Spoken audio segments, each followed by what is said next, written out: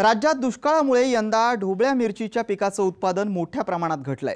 पण वाशिम जिल्ह्यातील मोहरी गावच्या प्रकाश म्हातारमारेंनी अवघ्या 3 विहिरींचं पाणी एकत्र करत 20 गुंठ्यात शेडनेटमध्ये शिमला मिरचीचं उत्पादन यशस्वीरित्या घेतलंय। यातून आतापर्यंत त्यांना 2.25 लाखांचा नफा हाती आलाय। आज आपण शेडनेटमधील ढोबळ्या मिरचीची यशोगाथा जाणून घेण्यासाठी वाशिम जिल्ह्यात जाणार आहोत। मंगळूरपीर तालुक्यातल्या मोहरी गावात प्रकाश म्हातारमारेंकडे 11 एकर शेती आहे। त्यामध्ये ते पारंपरिक सोयाबीन, कापूस, हरभरा यासारखी पिकं घेत होते, पण यातून त्यांना फारसा नफा मिळत नव्हता। अशा वेळी ते काही वेगळ्या पिकांच्या तसंच तंत्राच्या शोधात असताना त्यांना कृषी विभागाकडून शेडनेट तंत्राची माहिती मिळाली। 11 एकर शेतीत आम्ही याच्या आधी सर्व सोयाबीन, तूर, उडीद, मूग हेच पिकं घ्यायचो। पण माझ्याकडं माझे मित्र आहेत कृषी विभागातनी आणि बोंडे साहेबांच्या मार्गदर्शनाखाली आम्ही 2012-13 मध्ये शेडनेट घेतलं। शेडनेट घेतलं त्यानंतर त्यावर शिमला मिरची लावली। त्या पहिल्या वर्षातच जवळपास 2.5 ते 3 लाख रुपयाचं उत्पन्न मिळालं आणि त्यावेळेसच आमचं शेडनेट पूर्ण नील झालं। आणि त्याच्यानंतर मग काकडी आणि नंतर शिमला। आता हे शिमलाचं जवळपास 3रं पीक आहे आमचं। कृषी विभागाच्या मदतीने 2013 मध्ये त्यांनी 20 गुंठ्यात शेडनेटची उभारणी केली।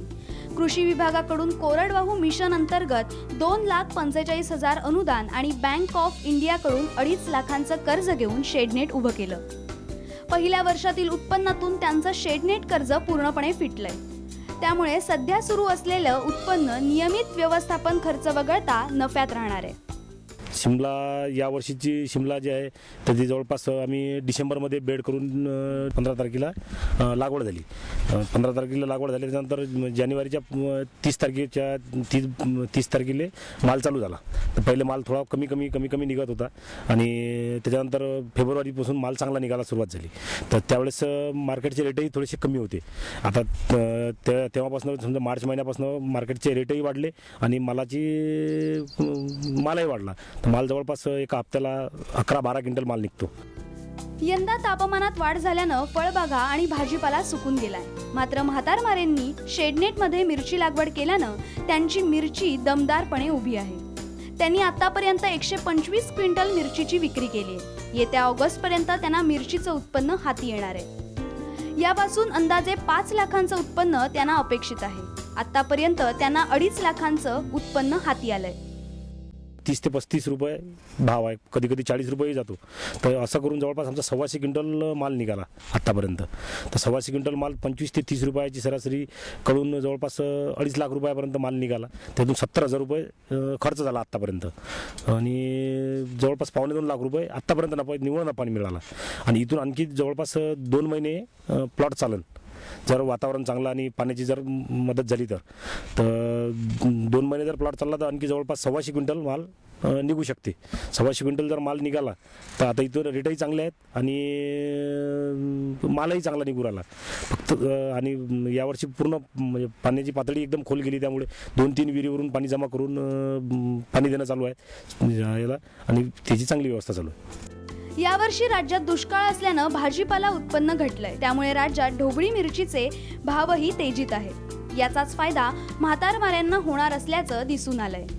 वातावरणात जवळपास 43-44 पर्यंत तापमान आहे आणि ते तापमानात मी फक्त शेडनेटमुळेच मिरची वाचवू शकलो। ज्याची ओपनमध्ये मिरची होती ते जवळपास पूर्ण खराब झाली आणि शेडनेट असल्यामुळं त्या मिरचीचा पूर्ण संरक्षण झालं आणि शेडनेट आहे म्हणूनच मिरची टिकली। आणि बऱ्याच जणांनी आता म्हणजे काही कास्तकारांनी शेडनेट घेऊनच मिरची लागवड करावी असं माझं मत आहे।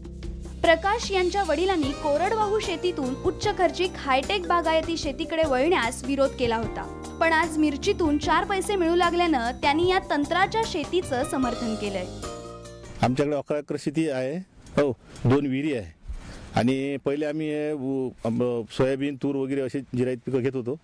तर आता यावेळेस हे नेट सेट घ्यायचं ठरवलं। मी पहिले त्यांना विरोध केला घ्यायसाठी, पण आज असं वाटून राहिलं की ते घेतलं ते चांगलं झालं आणि जवळपास हे 30-34 पीक आहे आमचं। तर या आता यावर्षी समजा मिरची आहे आता हे, तर या मिरचीमध्ये जवळपास आज 125 क्विंटल माल गेला आमचा.